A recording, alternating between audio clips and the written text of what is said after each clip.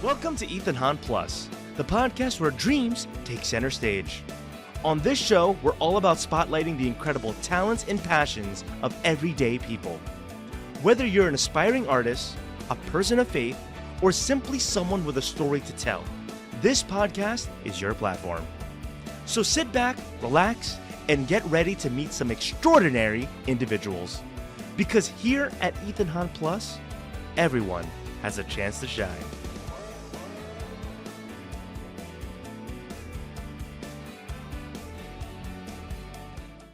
Hello, and welcome back to yet another episode of Ethan Hahn Plus, the podcast you listen to while you're washing the dishes, while you're eating a burrito, eating a taco, eating that Wendy's Dave's Double. I had that the other day, and boy, was it good.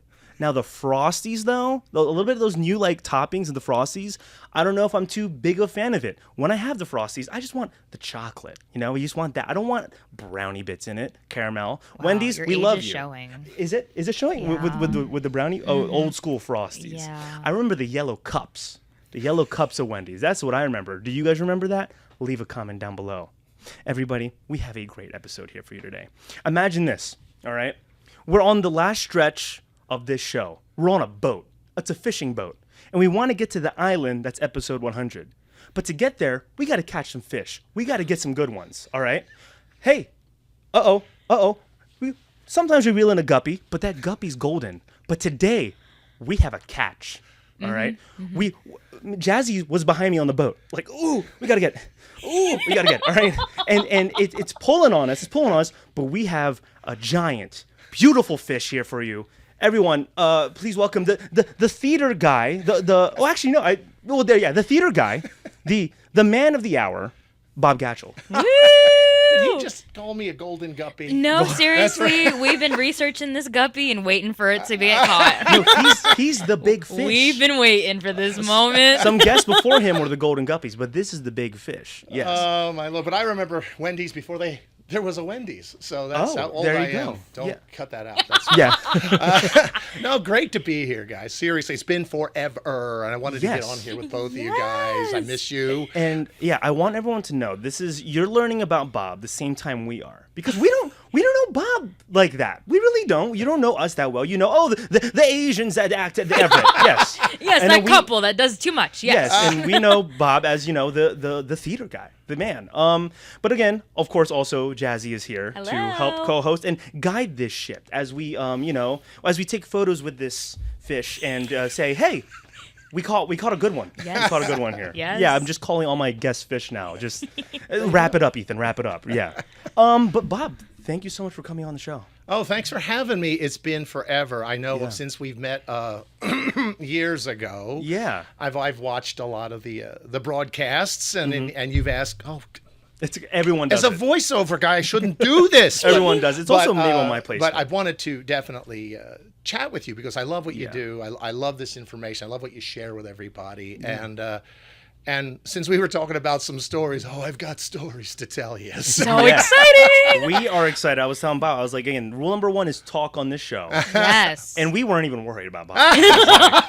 No, you don't have to worry. How long do we have? Yeah, exactly. So we'll just see how long it goes. But give a quick bio about yourself for the folks who don't know you. Oh, my gosh. Who's Bob Gatchel? Well, who is Bob Gatchel? Who is Bob Gatchel? Have an existential crisis right now. I'm having an existential crisis. I'm just actor, entrepreneur, father, grandfather, husband, family guy that just loves performing. That's always been part of my life. No matter what I did, is from school to work to even for fun, it's always been performing. I come from a line of performers. And I'm known for doing a lot of different marketing aspects for the internet, for actors, real estate, you name it. I consult in that area. But that came from my work as an actor. We can go into that, but I'm just kind of I even confuse myself with what I'm doing every day. Yeah. It's really exciting because you wake up, some days I'm going to do this, some days I'm going to do that. And it's been great because my family has been very supportive in that as well. You've met my wife, Joyce. I was going to say the Gatchels are all very talented. You and guys they're so nice and they're so fun. They're nicer than me. Lovely. Joyce and Valerie, they are. Yeah. But, and Joyce definitely, she's worked as a stage manager. She's got her own business. Valerie is our lighting designer. And my son is, I guess that side of my genetics is working in the IT field. Love it. And yeah, really. He That's cool. knows more than I do. That's when I said, I can't get my VCR working. Is he in the acting world too, your son? No, not Okay. in the least. And the worst part of it, I'm looking at you, Stephen. You've got a good voice, and you should sing. But no, I know. Is that the camera? Yes. Yeah, that's that's yours. the one. That We're one's the yours. thousands of fans, That one's right? yours. All fans. But now, but I'm Joyce and I actually met through performing. We actually met a long time ago. And we met singing. And we toured England, Scotland, and Wales back when we were younger. Holy cow! Yeah. Yeah. And we got married. See, this is going off the rails, like you said. this is perfect. We got That's fine, married in Gretna Green. That's in Scotland, where it used to be you would the unmarried couple would scooch over from England, and they would say, "You, yes, hit the anvil. You're married." Oh. So we had an anvil wedding with a choral group and everything. And the die was cast. She was, oh my God, it sounds like a song. I was 17 and she was 16. Wow. Okay. And it's so now many years later. many years. We You can cut edit. me off. That's good, dear. Yeah, Thank you. many years, Joyce. But there you yeah, go. I'm just loving life, doing a lot of different things, and I'm very fortunate that as I'm entering what I will call my third phase of life, I get a chance to keep doing it. So Yeah, and awesome. again, we hope you do because you're a fantastic performer. Thank you. And again, how we got Bob here today, we have some connections through the Everett Theatre, which again, we've had people on that show on the show before from there. And again, if you guys are watching this and listening, that you've seen us in productions there and other theaters as well. But again, we've met through the Everett, which is funny enough. Me and Jahzie, we've never worked with you.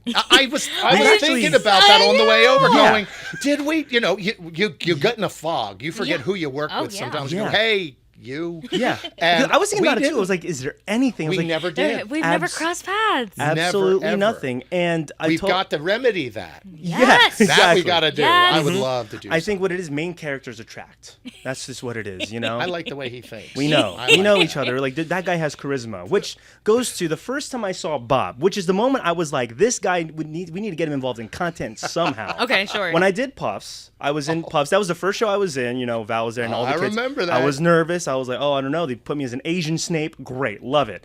And then I remember we're in the green room. In the green room, all the kids are there too, all the teenagers. And then you barged in, being That's Bob, what I like, did. "Hi, children. Hi, I'm here. Bob Gatchel's here." And then I'll never forget, like, the energy. He's not lying. The moment you walked in, I remember Vince Surowick. He looked at you. He's like, "Hey, Bob," and you're like, "Oh, my children." And then you start giving people a hug, and I'm sitting there. I'm just like, "This is the guy." This is the guy. Oh, was there's like- a backstory to that. That's And I was just, it was one of those things because I was kind of new to community theater because I was coming straight out of from high school, and then I took a little gap because I couldn't figure things out, and then ended up at the Everett. Right. But then seeing you, I was like, this is theater. I mean, everyone there was talented. I was like, this is theater. All the kids were great, Meredith and stuff like that. But then when Bob walks in, this is community theater. Well, that's what it is. It is Yeah. community, and that's Yeah. something that people have to remember. It's a privilege to do this. It's a privilege Absolutely. to be able to perform and tell stories on stage. And I love those kids because I've been through a lot with those kids. Yeah. There's the reason I've worked with all of them, especially when I played Trunchbull. Yeah. So I was going to say the segue to this real quick. Go. The way she knows about you, It's the through first. Sage. Sage, Because oh my Sage- Sage and Spencer, So, yeah, my tell- kids, my little Yeah, tell him the kids. connection. Yeah, no, because I was Sage's acting teacher at one point. Get away! Yeah. No, I had no idea. And then she would rave about you all the time. And she would rave about Spencer. She'd be like, yeah, like I was in Matilda, and then there's a guy named Bob that was Trunchbull, and he's really great. Like, she Yeah. would talk about you a lot in our private lessons. It was so sweet. I threw her by the yes, pigtail. that's what. Yes, because she was the girl with the pigtails. I fell in love with her. Yeah. That moment, we were doing rehearsal. She was this tall then. Now she's this tall. I know. And so we had this puppet. I would turn around. She'd stand there going, ah. And then I would get in front, and then they'd swap her out. She'd stand behind somebody and run off to the wings, and then we get the puppet. And then I would Oh, that's throw so the puppet, funny. and then she would wander out. And she just did this thing. She came out. This was during a rehearsal. She came out and went, and then collapsed. I laughed so hard I couldn't finish because she was so funny. And She's fantastic. She's I adore adorable. her. She is Yeah. she is like a daughter. Spencer's like a son. And I treat them Yeah. like my own kids too. I get, Yeah. I love them, but I tell them a few things too, because you they're just should. so talented. But oh my God, Small World! I didn't know It's that. a small world, yeah. Because again, she was telling me all about Sage and stuff like that. Because when I joined Puffs, I knew Sage and Spencer were involved to an extent, like kind of behind the scenes. She's like, Right. "Oh, Sage is one of my students." I was like, "What?" And then again, things were just kind of connecting. It's a small there. world. This It theater is very is. small. It's a small world. Exactly, Small world. so- But again, you have your fingerprints here in Delaware and stuff like that. But I'm curious. Again, you've had a lot of experience. You kind of already, salt and peppered a few things in your bio and already in the beginning of this show. How did you get into acting? What's the story? Like, how did you get into it? And then what leads you to Delaware after all this traveling? Like, why Delaware? And Like every good actor, I went to school for engineering. It's like you do.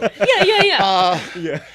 I mean, it's a long story, but like every kid, you do the high school play, you do the school plays, the choir, band, and you do, all of us social outcasts do that. It's what we do. That's a compliment. And I did that. And but I come from a family that has performers in it that go back. I have great-grandparent level great aunts who were involved in vaudeville in New York. Wow. My great-grandfather had things in it. My cousin Denise Hicks, hi Dee, she performed a lot. She ended up doing performances in Opryland, and she loved Shakespeare.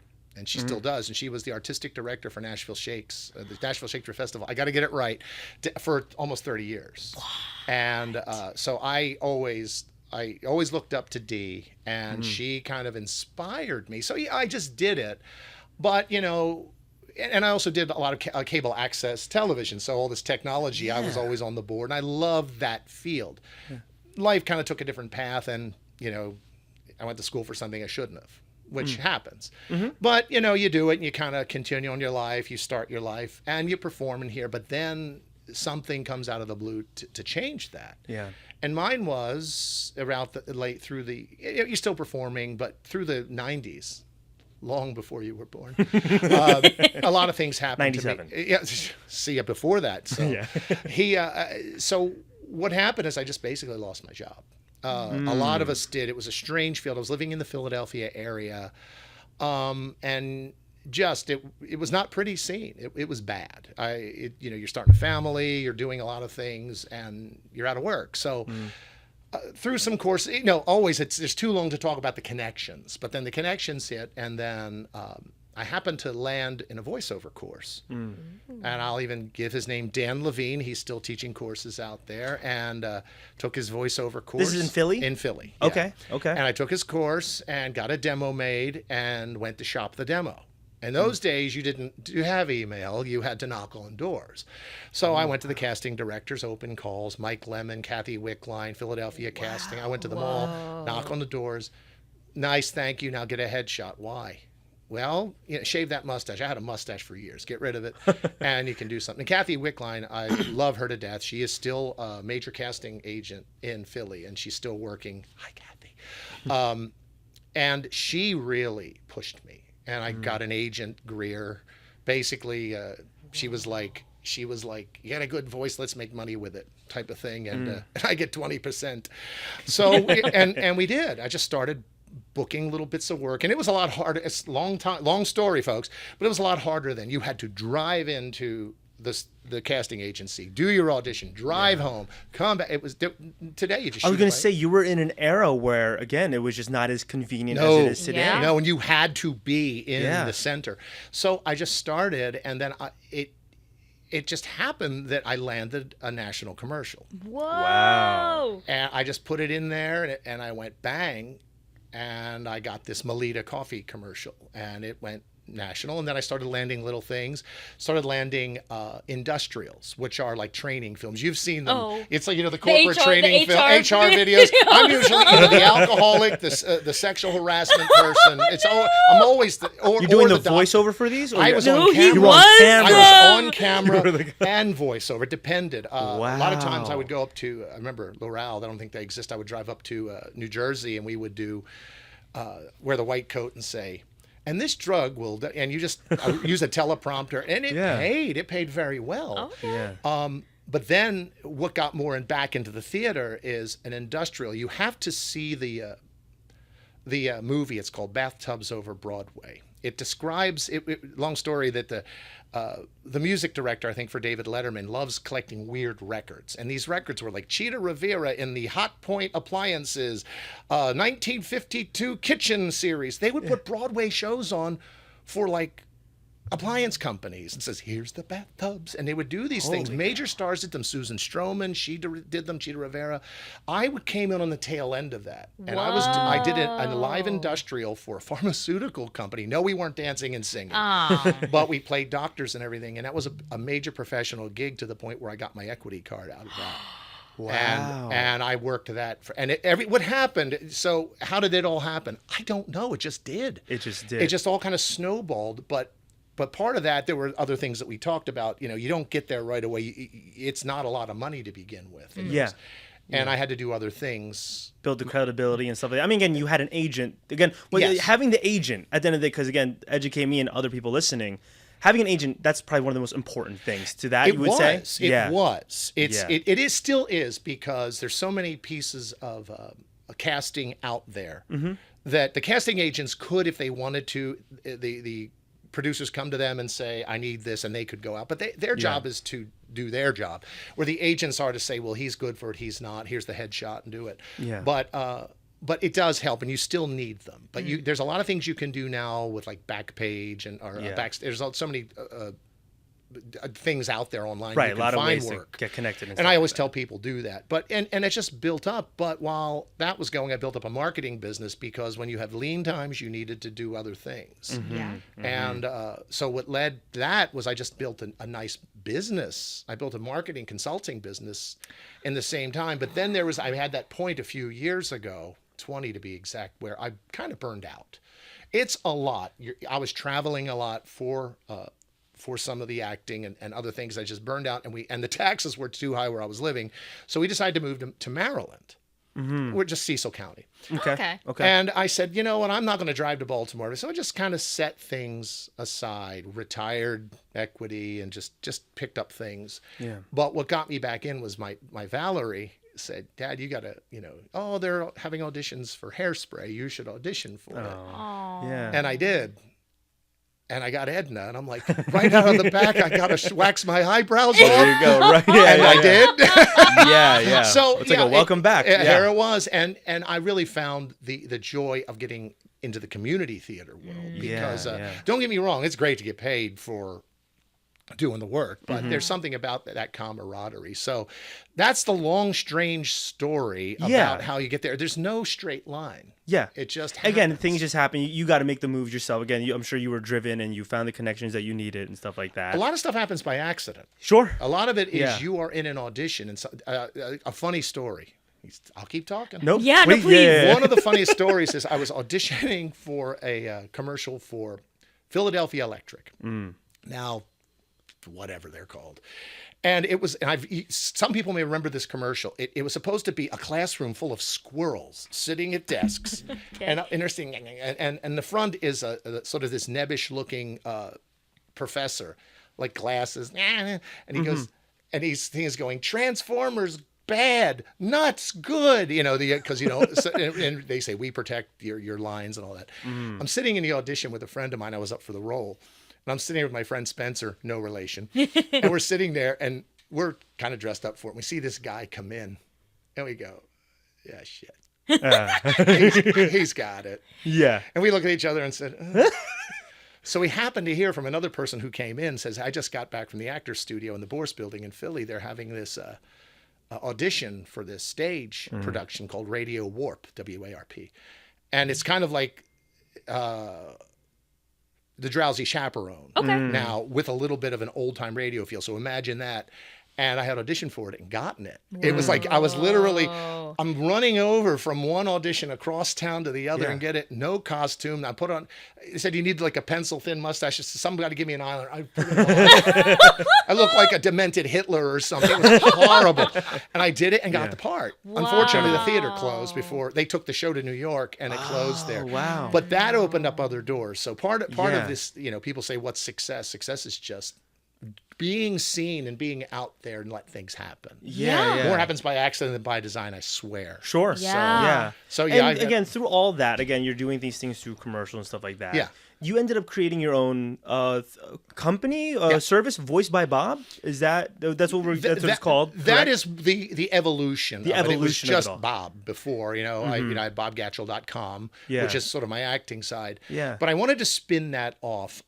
That brand spun off probably in the last few years because I said, I want to really ramp it back up again and take it a little more seriously, do more of that because I love it. I love voice work, but character work and so much ease. You don't need to worry. And if you've worked with me, I sweat like a pig. You don't care. Makeup runs. You don't care in a studio. You could be terrible. Yeah. But I decided to launch that again and talk about strange coincidences. I said, I need to get another demo done and kind of get it. And I said, you can make your own.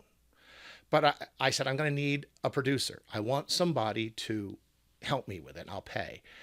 Damned if I didn't reach out to somebody in Philly that worked with me 20 some odd years ago who had my original demo that I gave him. Wow. Whoa. Rob Holt. Hi, Rob. Voice box. Love you. He wrote me and he goes, is this the same Bob Gatchel? He sent me the tape. I cried. And I'm like, oh my God. So I went and made my demo with him and we talked and I kind of sort of relaunched myself a bit. I just do I'm very picky with the jobs. I mean, there's certain things. I was going to say, so the way it works is the clientele are people who just need a voiceover. Correct. That's pretty much what it is. Do you reach out to them? Do they reach out to you? Like, you just market yourself? Right now, I'm not reaching at all. Right in this moment, I'm kind of like, okay, that's the beautiful thing about doing your own thing. You can adjust as necessary. Yeah. Because I've got a lot of irons in the fire now. But right now, I'm doing voiceover work for one client who's got a specialty chemical line. Related for fuel treatments and fuel additives. So I'm doing a lot of their trade show voiceovers. And it's like, it depends on the voice. You could do in a world, or you could do that, or it's the old, the fuel right 15K stop sludge. And it's this chirpy thing, or More you simple, could. Yeah. And but I've mostly been working for them right now. No, it sounds like, again, you've done commercial and stuff like that. Have you done voicing for characters? Just I curious? wish. I love that. Now, I have, but they were for commercials. For commercials. Gotcha, okay. Got it. We did one. It was for a car dealership in Philly. It was out there. We did it, and we started to try and sound like a Seinfeld episode. And it was like, what is it with these? When I was the Jerry, it's like, a real man wears wingtips, and I'm the Jerry, the Jerry Stiller thing. Yeah. We got in trouble. Oh, they're like, it's It's copyright. too close. to it. I said, oh, Jeez. that's a shame. Yay. But It's like a good problem. It was a good problem. Good problem to have. Then we did another one that sounded like The Simpsons. We got in trouble again. They would. Oh, jeez. But I did the voice of the Lehigh Valley Mall for the longest time. So there was this announcer thing that we would do, and then he would call us back every month, and we have a 30-second drop in where we'd have to like the special of the month. So I would do that sucker live, and it's like, forget it. We're gonna and give me my 500 and let me get out. Well, see, part of that is you've got to be. I'm sorry, if you're an actor, you're going to be a marketer. Period. End of discussion. Hard stop. If you're not marketing yourself, you're not. You just can't wait for things to happen. I feel like marketing is kind of like, because I've seen a pattern in a lot of people, not all actors, but like when it comes to community theater, whenever you ask a lot of people, they're like, I'm in marketing. Because it's the more realistic thing we have to dip our toes in. Oh, 100%. Because as much as we'd love to get paid to act and be on stage, it's just not a consistent thing. And also, I mean, we're in Delaware, very minimal things that you can get this type of connections. So I just always find it funny hearing that you're in marketing and then we're in marketing. It feels like it's that, all right, well, this is my safety blanket. Here's my safety blanket. I feel my personality can shine somehow. Well, I feel that marketing I think those minds are together because it is creative. Yes. Marketing is creative. It's looking at creating a narrative. It's creating a character sometimes, or creating a story for a product or service. And as an actor, that's kind of outside in. Or inside out, I forget. Yes. But it's either way, we function in that side of our brain. And because I know you mentioned it, and maybe it all just connects.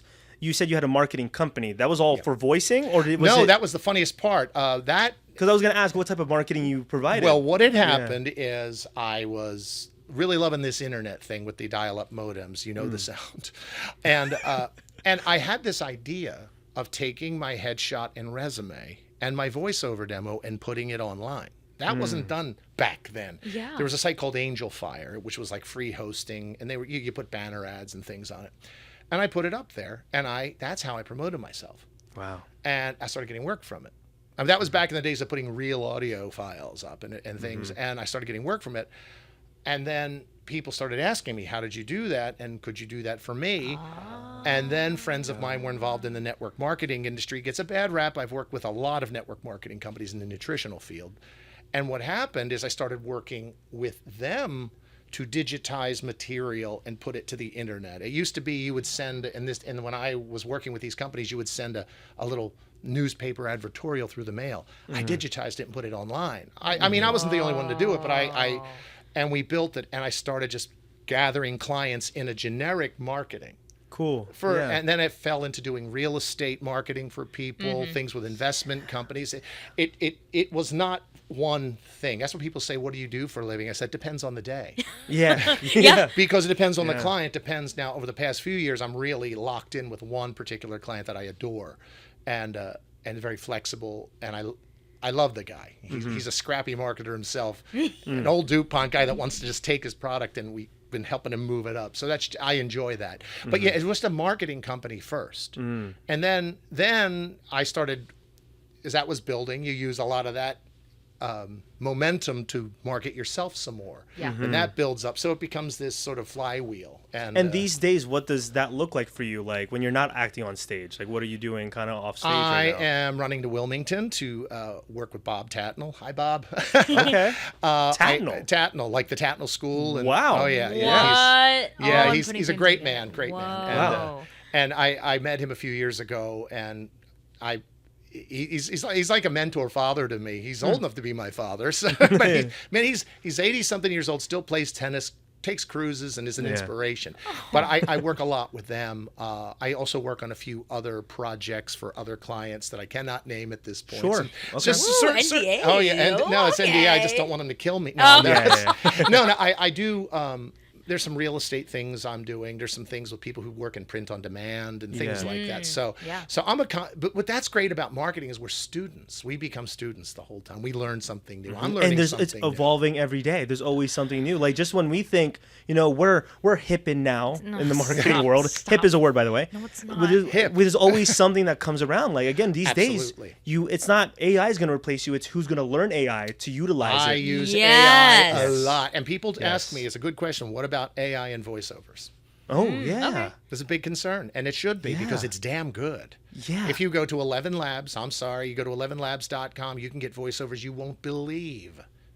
You won't believe how good they are. People will be okay with it. It's actually funny. I mean, in my own place of work, our team has actually, they were trying to put together a video pretty much. And our boss said, hey, use this AI voice. Yep. I kind of looked at him. I was like, I think one of us should do it. Yeah, I think it sounds more natural. Because again, to some people it's like, no, that sounds great. But I'm like, you can hear the There There's there's like cadence. It doesn't sound it doesn't sound natural. Personally, it's I unwelcome. agree. It's unwelcoming to me. Well, see, if personally. you're a person like, I mean, you can hear it. It's like I use Yeah. AI so much in what I do. I can spot bad AI a Oh, mile yeah. away. Absolutely, yeah. I can hear bad AI a mile away. Yeah, But yeah. it is a very. It's scary. It's scary. I mean, I still do like audiobook recording, ACX. Awesome.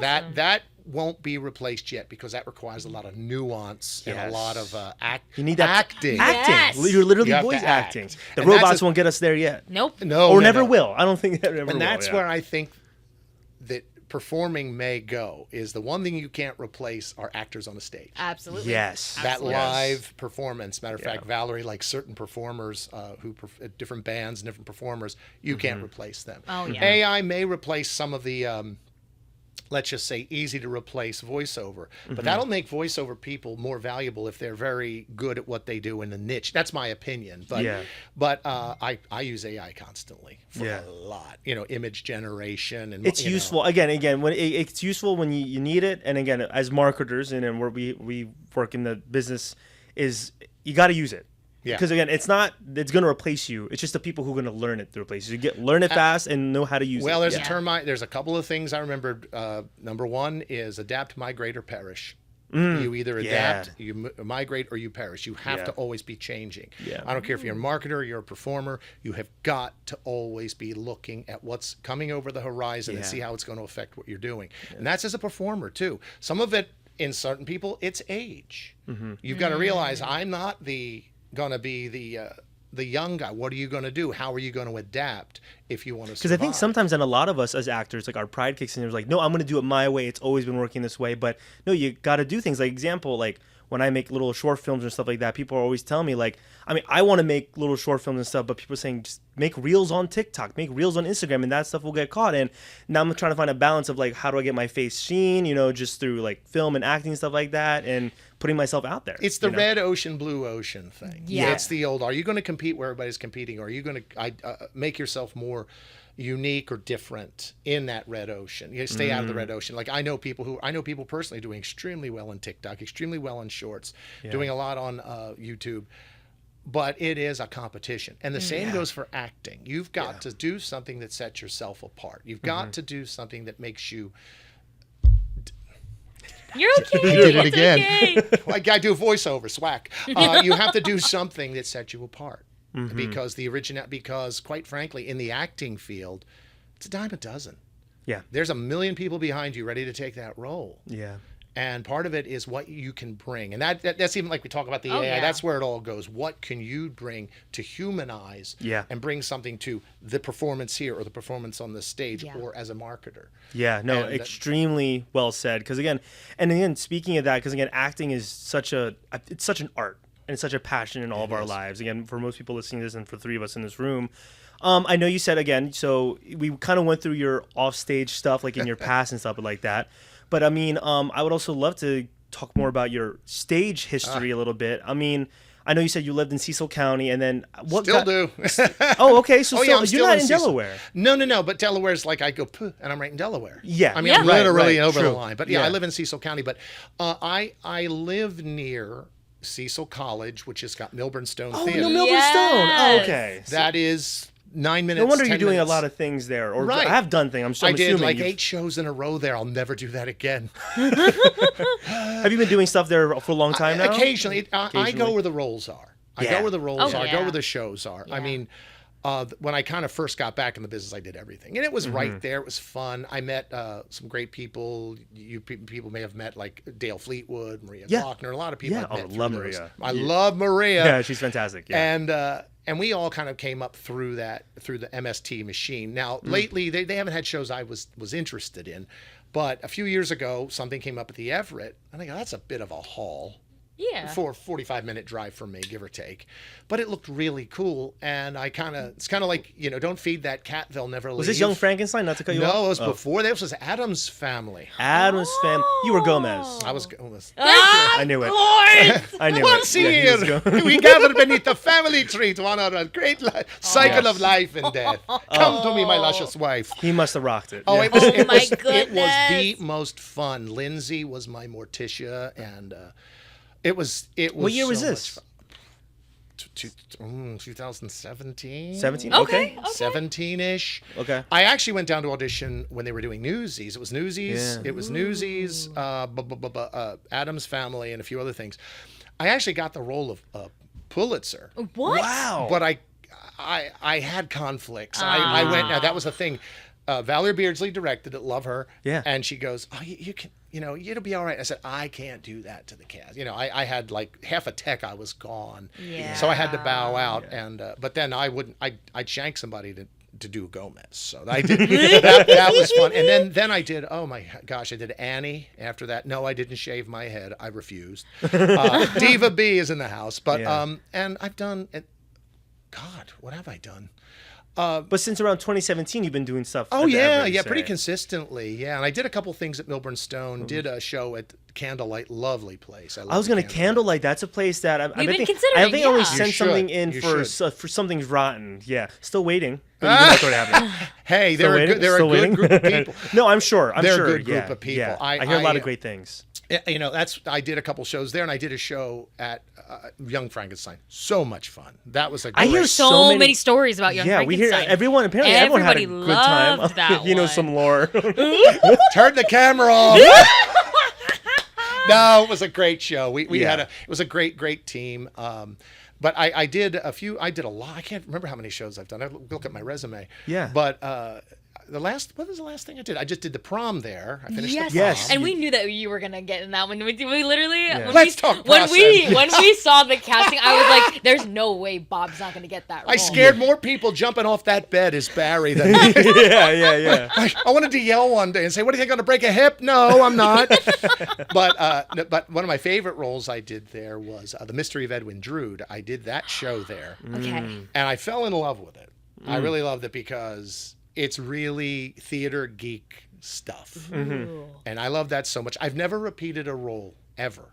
Wow. Never repeated a role. That's impressive. Except that one. Uh-huh. That came up at the candlelight, you and gotta... I You were just promoting that. I remember you were talking about that. That was an absolute joy. I threw my resume in, did the audition, thought I tanked it, and get the call. Would you be chairman? Now, chairman, if you know the role, it's substantial.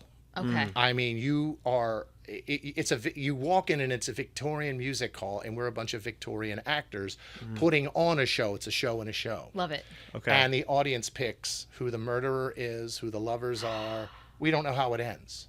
We have no. Stop it! We don't know how it ends. So there's we did the permutations. There's hundreds of possible combinations. Yeah. So, but the chairman is literally giving pages and pages and pages of dialogue. I remember auditioning for it the first time, and I was in a show I started to cry when I was highlighting.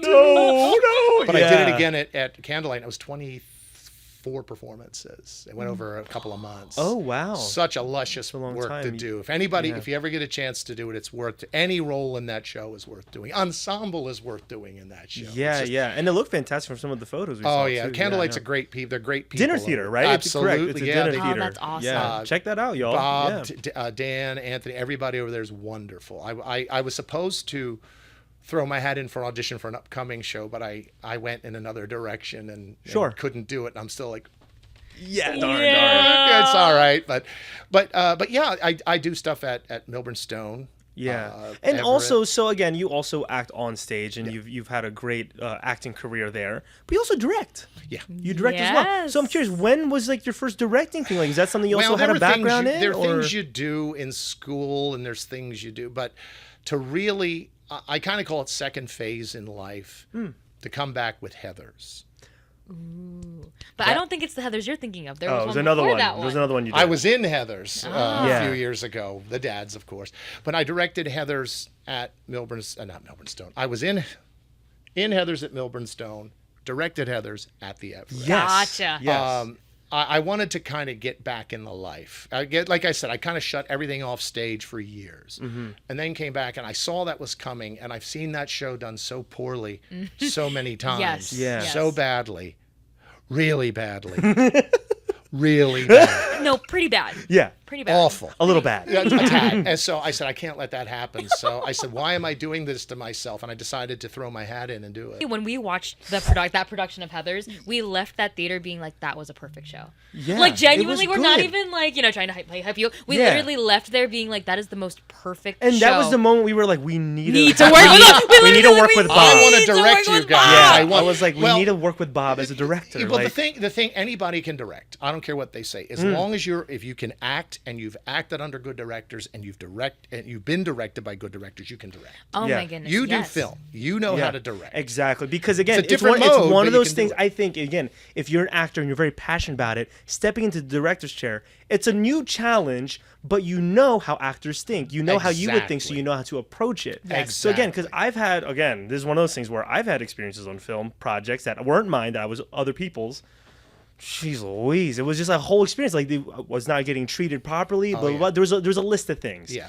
And then when I started doing my stuff, which is very corny short films, comedy, like slapstick humor, for me, and people could disagree, for me, I think about the actor first. Yeah, absolutely. They are putting their free time to come and film my silly thing. And I'm sure the same thing goes, I mean, people are putting their free time on stage at community Exactly. theater. The last thing I want to do is give you a crappy experience. Yes. I want to make sure you're comfortable, and if they're comfortable and they're happy, great performance. Absolutely. And that's what I have experienced the wrong way. I've been in that realm where everything is crap. Yes. And that's what I was worried about. And Heathers is very close to me. I mean, it's a very, very important show to me for lots of reasons. But when we did it, they had its challenges. It had its challenges. As every there show were a lot of should. challenges, Yeah. and we course. overcame them. Yeah. But we had a great cast, and really the secret to a good show is casting. Yeah. Everything starts with casting, and that's what I've worked on a lot. I even helped my part of that was even helping my casting director friends pull headshots for shows, sit in and things. So I've been around that process all my life, as far as professionally. So translating it from the on-screen, from the college little things to really going back into it full time here was just like a cakewalk. But Heather's was a joy to work with. Yeah. The casting, they couldn't have made me any happier. I'm so proud of them. Yes, and, all of them so talented, so well casted. Again, well every casted. every aspect of that show, like the casting, the music, the ensemble movement, the choreography, like the way that the story, the acting, like genuinely in every aspect, we were like, this is a perfect show. Like this was genuinely a perfect show. We got to thank the authors first of all, and the music. But working with Dwayne for music, I love Dwayne. He's the best! We love our Dwayne. and We Kim love Dwayne.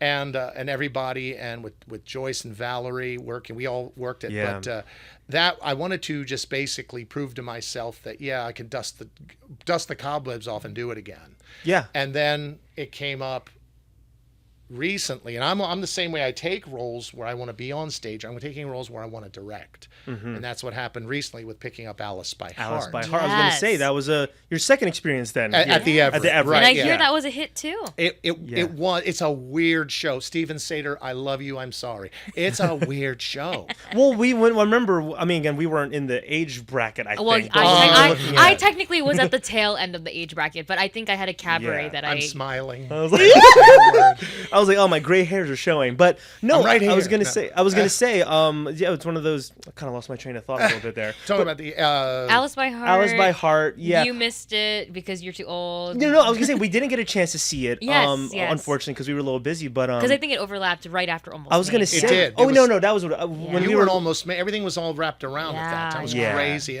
Trust me, I barely saw it myself. I was going crazy. Yeah. It was an unusual show because you're combining the world of Alice in Wonderland, which is just crazy by itself. Yes. But you're also overlapping that with the world of the Blitz in 1940 in London in And 1942. that's what I think I was going to say. She was explaining that to me, and she was like, "I don't know if there's a show for us, but as in like Because just we're like the very, theme." lighthearted comedy people. But so there is elements of comedy in that. Yeah. You have to have that. Even the show I'm rehearsing now is the same way. It was the moment where you had the script was not written in a way that the staging was easy to do. Stage, it's a very short show. It's only 90 minutes. Oh, okay. But how to think of the moments that Wonderland comes in and the fear and the death that is surrounding it at the same time, and how you have this sadness and this humor. It was like an acid trip set to music. The music is lush. The casting was a dream. Yes. It was a little scary because not a lot of people want to do it. But we got the cast together, and I want to shout her. I mean, you had a talented cast. We saw absolutely. who you casted, but someone I love, and I feel bad that we didn't see Ava Taylor. Oh my goodness! I just want to say, because again, we've talented. gone to Odessa shows. You've seen us there. oh We saw you yes, there. I love my Ava. And it was, I think, Addams Family. Adam's Family, and then Jeez, again, look, Legally Blonde too. And a lot of things. But I gosh. remember why it was so shocking to me. When I did Puffs, she was in stage crew. Yeah. And sometimes for me, I'm like, oh, there's stage crew people, then there's theater people. So at the time, I thought there's no way stage crew. Yes, I they thought it was are. theater people. The moment I go to Odessa show, I'm like, the stage crew girl. And I'll take that as the biggest compliment. I'm not even trying to roast her because she was great as stage crew too. Oh, We but bonded. she's fantastic. dynamic on You But know, if she's and- watching Ava, you're fantastic. That's the challenge of doing something like this. I love all of you out there. I'm not going to be able to mention you all, but you know who you Yes, are. yes. But Ava, oh my God, I will say something. As she first know it, you were the first one cast, darling. She was the first one I cast. Look at that, yeah. I knew her as stage crew, and I mean this with love because I Yeah, adore her. Yeah. She did Alice. I didn't know it was her because I said, "Where did you put your hair?" Yeah, that's it. The hair. Exactly. I love her hair. Which, by the way, in Alice, we just put it up. Yeah, We I saw that. I left saw her the natural photos, yeah. hair. Yeah, and let it her- was so. But she gave an audition that was stunning. I bet. I'm sure. She Yeah. read for Alice, and she she's beautiful. She made one choice. It was something where she read for the cat, and she got on the stage and threw her head back and said, "Who are you?" And I went, "That's That's it. it. That one little moment, Yeah. and she. It's a shame you didn't see her. She was amazing. Everybody was amazing. Well, I'm so proud of Josh Townsend as well, who played Alfred. Yeah. Yeah, sure. He made me cry in a good way every show because I'm gonna spoilers. Turn it off. The issue is he's dying of tuberculosis through the whole show, and he's running. And they're trapped, right? Am I correct? They're like trapped in the bunker. In the bunker, but they escape to Wonderland, and the nurse becomes the Queen of Hearts, the doctor becomes the Jabberwock. It's all kind of again acid trip. Is there a movie adaptation of that? Not yet. No, not yet. There's a bootleg out.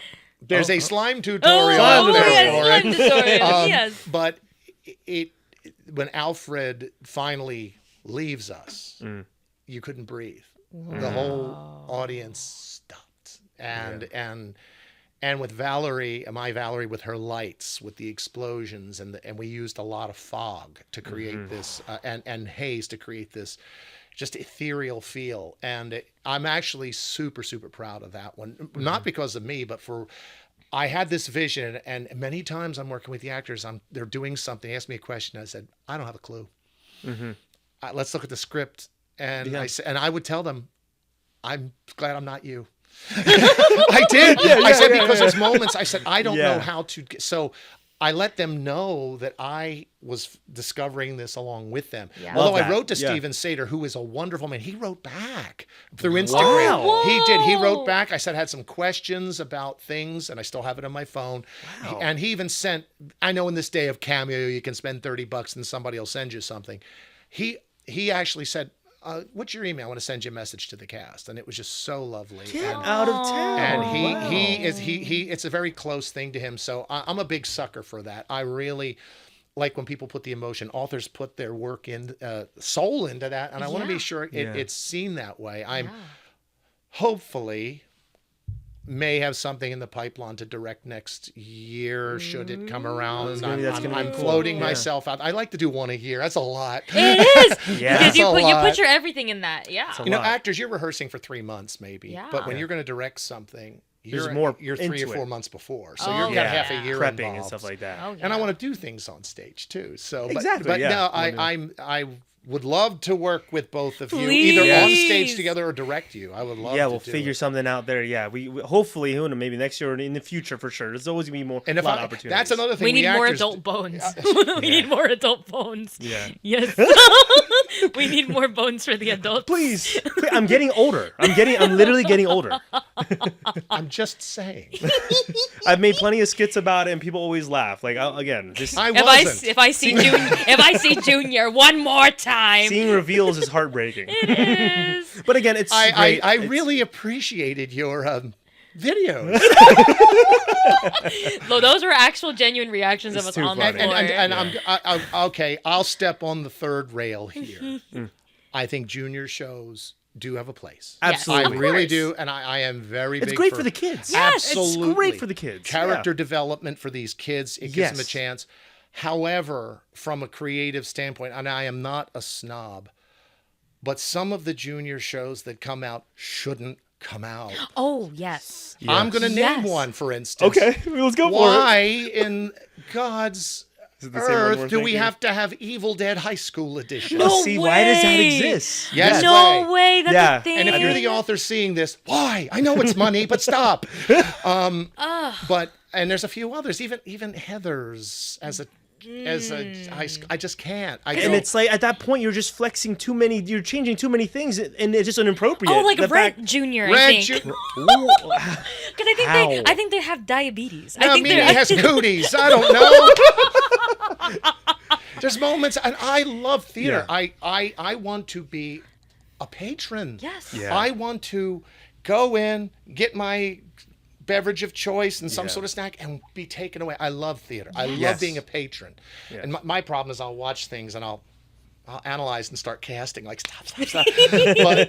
But I think they have the place, but I also feel that it marginalizes certain works. Yes. And now they're making, if you've seen it, they're making senior versions of shows. I did not know Yes. that. I feel like I did that. I'm here for that. There was something I did for a bit. I qualify. If you have an AARP card, you can do this.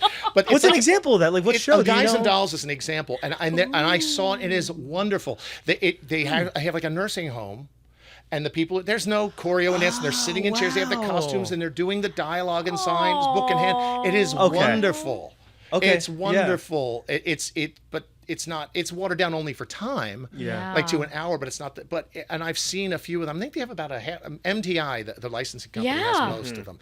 And I think it's a wonderful idea. We need to find that's some. great. I want to watch. Yes. I would love to go see. I would love to direct things like that. Yeah, because it's stuff like that. Again, no matter how old you are, super young or super old, I feel like there's that passion. If you have a passion for it, and it sucks because again, a lot of roles are just shrunk down to age or shrunk down to a certain specific It's look. ageist and sexist in this business. It's what It it is. is. It always has been. Yeah. And that's why when you get to be a certain age, you do have to look at adapting and migrating. Some of it for me has deciding to go into more directing because that's timeless. But I'm also going more into. I love musicals. Yes. Voice is my thing. But I'm getting more into plays. Yeah. Because they're actually, in a lot of respects, a lot more freeing. They're a lot more. You've got a lot more latitude. You know, Yes. Because our experience with Almost Maine was definitely the most growth. Love that performance, you guys. I love that. I'm going, look how cute they are. God, Yeah. thanks. we had a blast with that. We had a blast with that one because, funny enough, the reason why we picked that scene in that play is because that's similar to how it actually happened. Yes. Get away! Yes, it's So I remember very our similar. friend group was in the audience at last show, and they were just like, "Hold on, this is a little too real." They're living it all over again. Like, is Ethan just being himself on stage? No, but see, you guys are great. You guys are natural performers, which helps. You know, it's tough when you got somebody you got to go, give me more. Like, I'd rather say turn it down. Yes. And that's what I tell. Like all the time, I'm like, I'm just gonna like throw it at you, this energy, Absolutely. and then tell me to tone it. I think a lot of directors will say it's better to tell someone to Tone it down. Always. Than turn it give me up. more. It's gonna be so much harder to tell someone give them more. We had an actor, new actor, a lovely actor, Luke, out of Lower Delaware. Okay. And this definitely a compliment. I'm looking at the camera. I knew is what energy he threw. He played the Mad Hatter, who his real life character is a PTSD soldier who's like he's shattered. Yeah. Luke gave such a performance. His eyes, I used to say, give me scary eyes. You could read that to the back of the room. Yeah. And it was a matter of fact, I never had to turn it down. I said, just keep it focused, because he could take it in lots of ways, which I loved. Yeah. But I love that. But if you got somebody that says, I need more, oh God, he can't push with a rope. You know, you just got to do that. But no, you guys. It's also a great challenge for the actors, because I was telling her, and we just had actually one of the vignette directors on the show too, Ren. Shout out to Ren. Hopefully everything's great in Oregon. I remember it was I was telling her on that same episode. It's a good challenge when you have to tell someone, like, at least for me, because I like to be like loud and yes, blah blah blah blah. I'm the same way. But I think it's fun. There's a fun challenge there when someone's like, no, do this, act. Because sometimes, again, I'm just like, oh, acting is just being loud and being my goofy self. Exactly. But and then it's like, not. act. Yeah. Like and I was like, it's one of those things where, again, whenever I get critique about anything else in the world, I hate it. I'm like, screw you. But when I hear about critique about acting, and I'm sure you're the same way, I know she is too. When we hear that critique about acting, there's that thing of like, I want to work on this. There's that motivation. It's like, let me get challenged. Like, I'm not walking away mad at that director. No. Thank you for telling me that. No, Yeah, a director who yells and screams for no reason, doesn't give anything constructive. I have no use for that. Mm-hmm. Yes. Now, I'm working with a director right now, and I've worked with Dominic Santos before.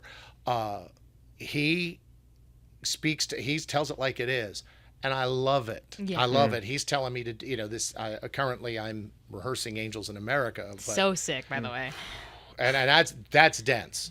And there's moments where this copy is so tough, and I'm going, what do I do? Yeah. And then he's done the show. So, and the rehearsals are just a joy, because it's an experiment. It's a playground to develop the character or Yes. find what's there. And now I like that myself because I hate criticism. I think it's my background as as a child. I just don't like criticism. I mean, who does? But with acting, it's just a chance to improve. Yes. Absolutely. Yes. Yeah, and it's like, let me grow here. It's an exciting moment for sure. No, that's super exciting. I'm just curious, directing, acting, did you ever get into writing at all? No, not really. I think my ADHD just doesn't let me do it. Yeah, I can it's a type like challenge. nobody's business. I can. Yeah. I mean, these fingers look at. I mean, I can type fast, but it makes no sense. Yeah. I have ideas, but just to be able to get them down is just. I find I'm better as an interpreter than a writer. I would rather take the word and express it rather than write it. Yeah. It's Totally just valid. that's my bailiwick. Yeah. I wish I could. I really respect writing. For instance, I'm going back to Angels, is reading what Tony Kushner wrote in those, first a 3-hour play and then a month later a 3.5-hour play. Yeah. You read that.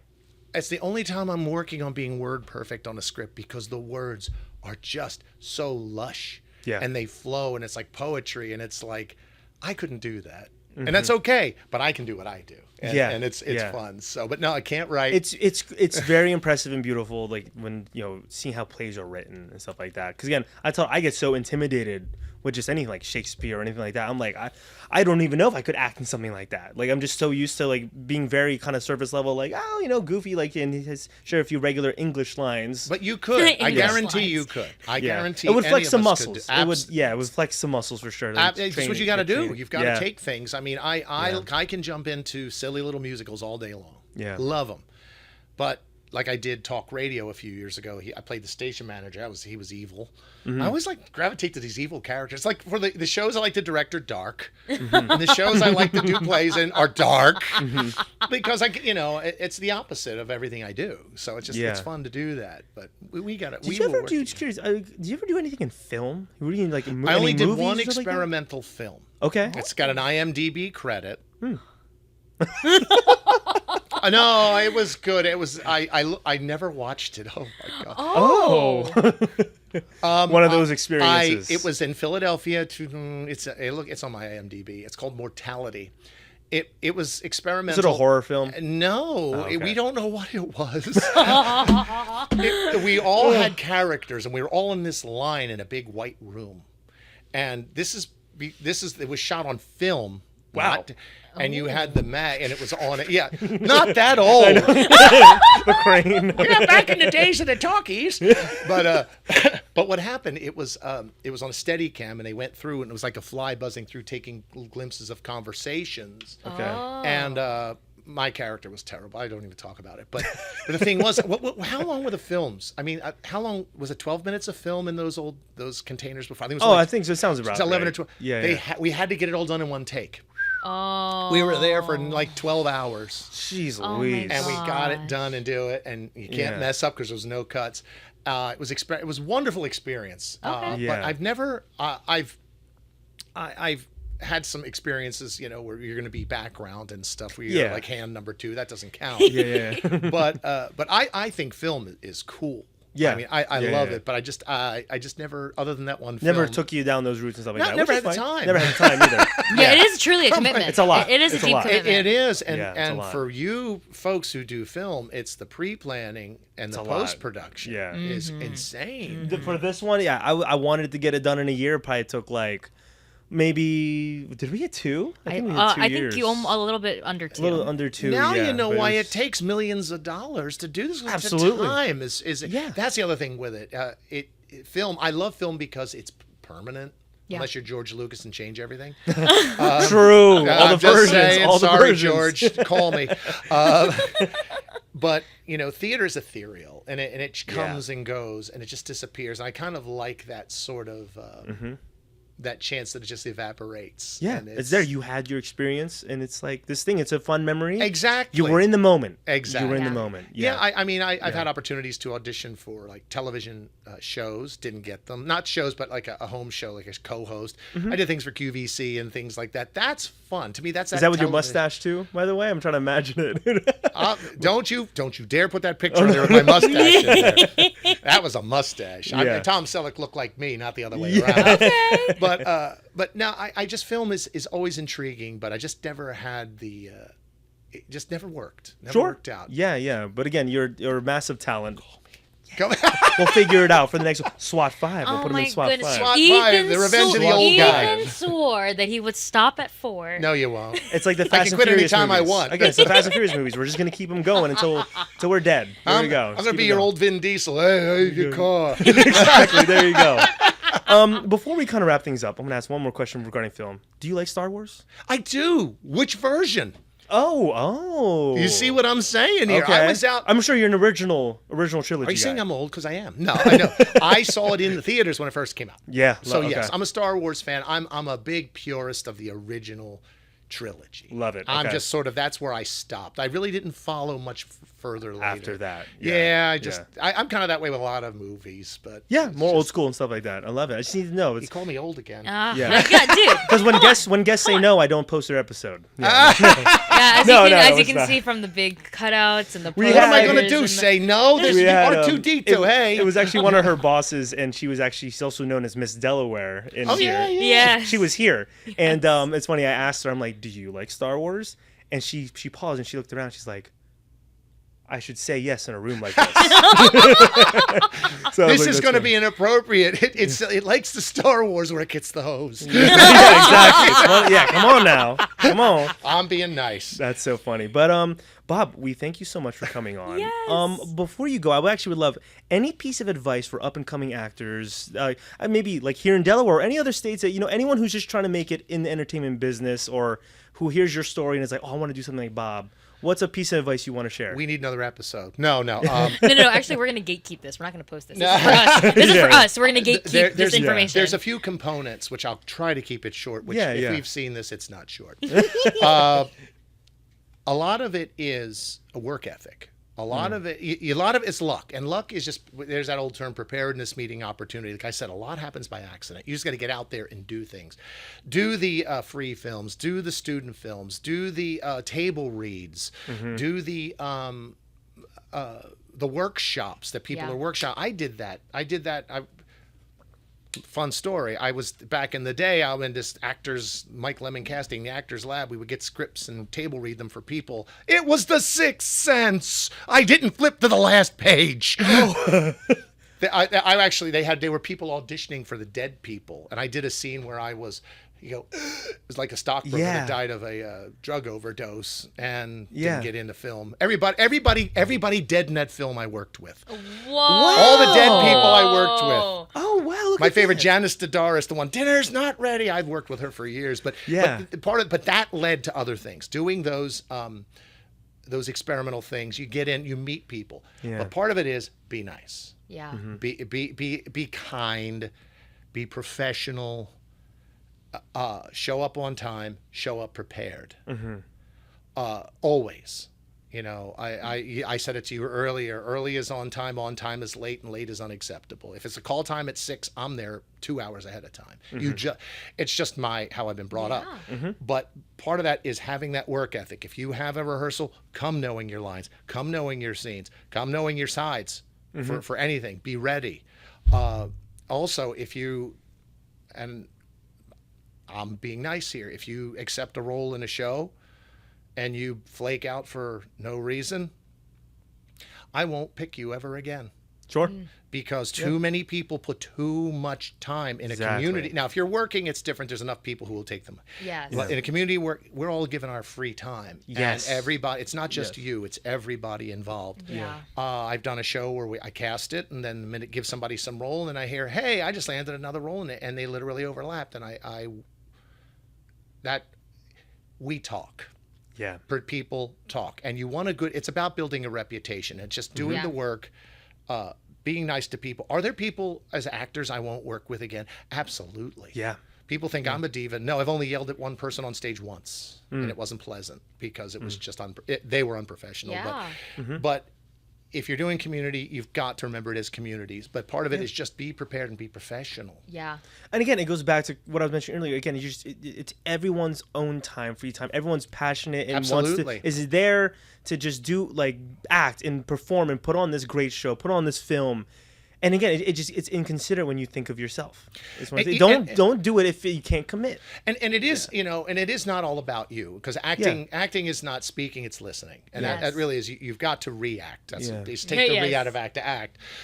But part of it is you have to work with others, and you have to work well with others. Yeah. And if you've got an issue with somebody, I'm done a show where I say, "Oh God, that's this person," da da da. And I'm like, "Well, damn, we did it. It was a good show.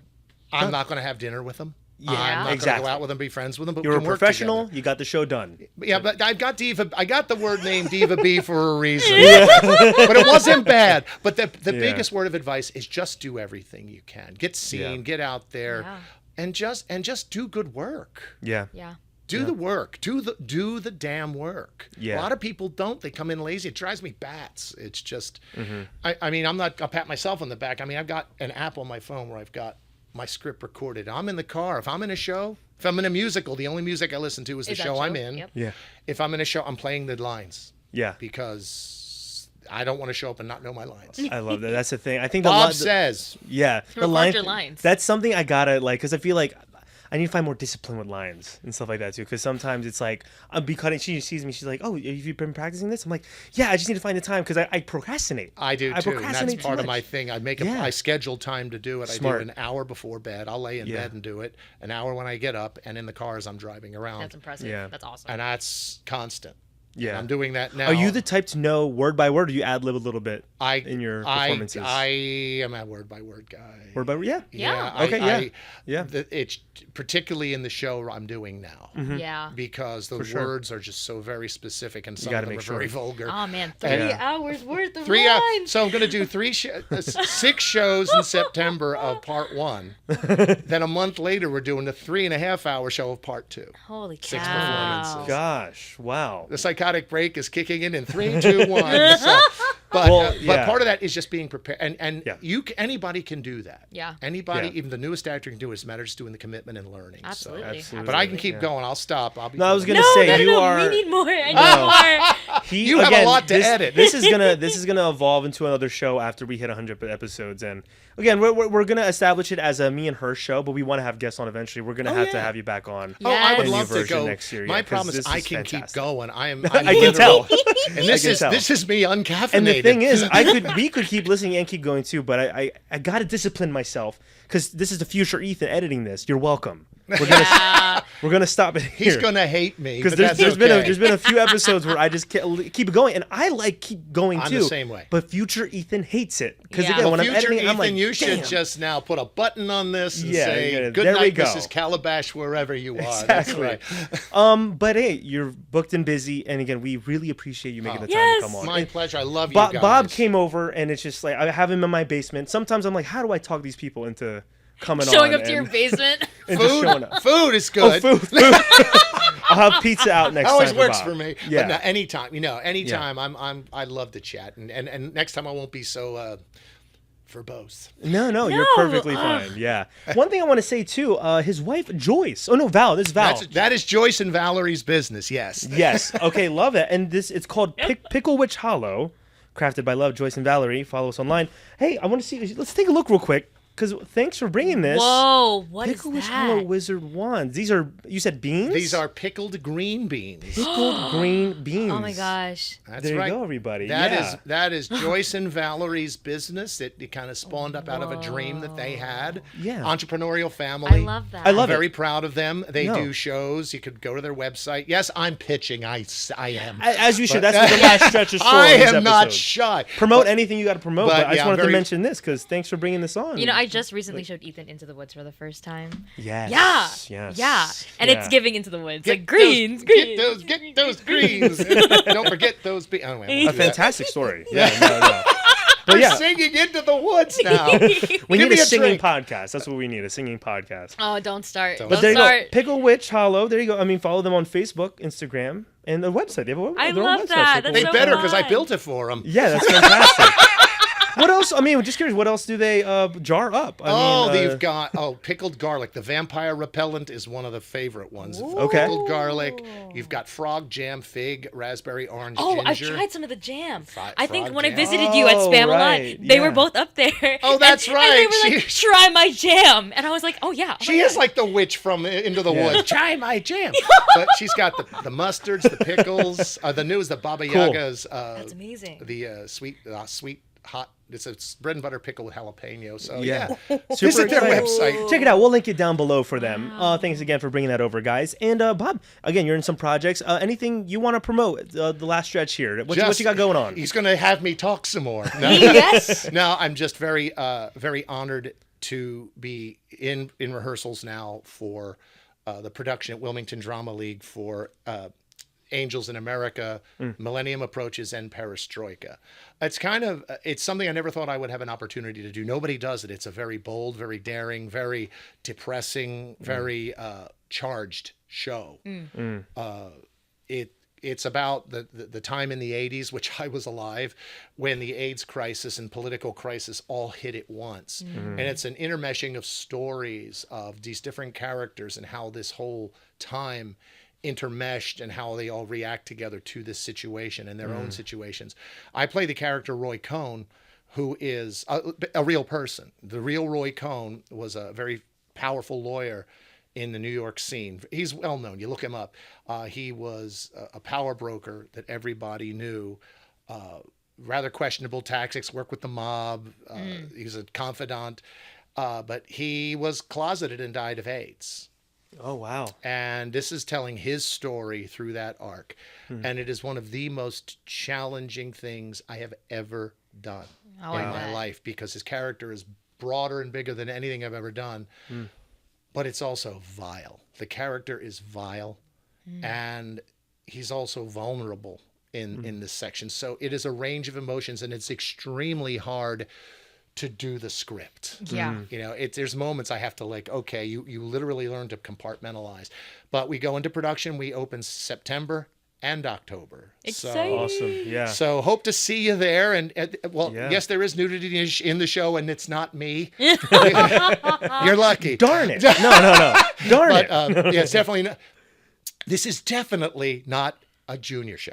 No. Yeah, there we go. Next year, Angels in America Junior. You just spoke it into existence. But they shrink it down to 30 minutes. There you But what else do you have going on? Other than that, my calendar is clear, but I am, let's just say, casting my lines out there, looking for opportunities to direct. That's awesome. We're waiting to see what seasons get announced. As of this, probably, whenever we are recording and when it's out, we don't know. Yeah. But a lot of that's going to determine what I do. Candlelight will be opening their season. I'd love to get back on that stage. Great people. Milburn Stone, I'm not sure what they're doing. Everett's supposed to announce. Smyrna Opera House. Yeah. I will go there too because I have family in the area. Cool. So I'm, have a theater, we'll travel. Yes. If it pays, even better, but that's what happens. There you go. Well, everyone, again, we'll leave links down. Are there tickets available for the show you're in right now? Probably. Wilmington Drama League. If so, we'll link it down below so you guys can go and get some tickets and meet Bob. Go ahead and check out Bob. Yeah, and if you do see this, come and say hi to me and say, I saw you on that show. Yeah, that Asian guy's show. Yeah. What were you doing on there? It was weird. Yeah. Because I like him. Yeah, we get the most random people. Yes. Yeah, it's fantastic. But no, that's exciting. On our end, we got a few things coming up. Yeah, we have a few things. So we have the Everett's After Dark Cabaret coming up. Which when this will come out beforehand. So I believe, hopefully, a few weeks before. No, I think it's a week before. Okay, so August 8th and 9th is when you can come by and see us in After Dark at the Everett. Love it. Yes. I'll be there. It's so exciting. You know who's going to be lighting it? Yes. I'm actually in another show coming up that she's also doing because I'll be at the Taylor Swift tribute. Yes. Swift and Lennon. Being ran by Lennon. I'm her background dancer, so I'll be at the Swift. I'm going to be there too. I'm a Swiftie. Yes. So August 29th, you can catch us at the Everett for Swiftly Taylor. Yep. Yeah. So a busy August, which is super exciting for Jahzie and again myself there. But again, After Dark Cabaret, August 8th and 9th. I believe it was 7 o'clock. 7:30. 7:30. Check it out there. But the details will be down below.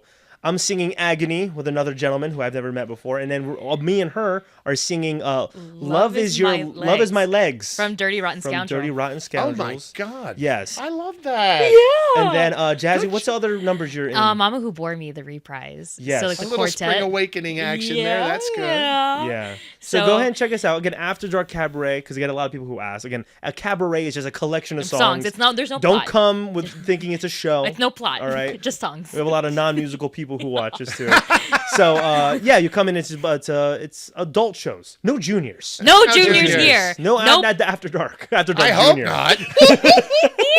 No, we got some spicy songs in there. Yeah, Excellent. Yeah. Oh, I can't super wait. exciting. But then again, August 29th. Yep, would be the Swiftly Tailored tribute. Which is at the Everett Theatre Yes. as well. So both of these shows at the Everett Theatre, super exciting things to come, and we hope that we can get in a few more shows by the end of the year. We'll see what's tuning in there. We're going to speak that into existence. Yes, we are. We will. We'll Yes, talk when the we camera's are. off. Yeah, Yeah, we want to share something. You guys just go talk amongst yourselves. There you go.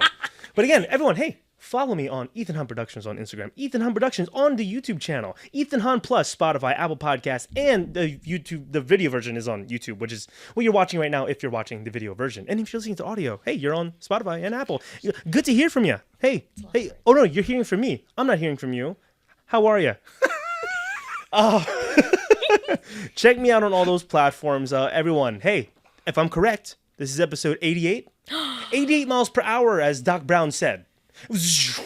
We're almost there. We're at the home stretch. We're about to hit 100. We have a lot of exciting episodes coming for you, but the show's wrapping up, and again, we will be evolving into a new show, hopefully, in 2026. But again, we thank Bob again for coming on. Thank you so much. Thank you. We've been waiting for this day for years. Yeah, I was like, we need to get Bob Gatchel. We need to get him on the show. And I underperformed as promised. That's No, fine. what? He delivered. No, we are leaving refreshed. We have a lot to talk about. We need to start our marketing business now. Oh yeah. When the camera goes off, we'll still be here. We'll still be here. Yeah, exactly. All right, everyone. Hey, thanks again for watching, and always remember, this has been Ethan Hahn and Jahzie plus Bob Gatchel. Now we do some fake talking like they do in the talk shows when they're panning away. But what's funny is you would think that he would silence this, but he doesn't. He actually keeps it in. I have a lovely bunch of coconuts. That's right. That's right. Watermelon bananas. Watermelon. Idea. There we go. Yay, we did it! He's like, Jesus, Ethan. When you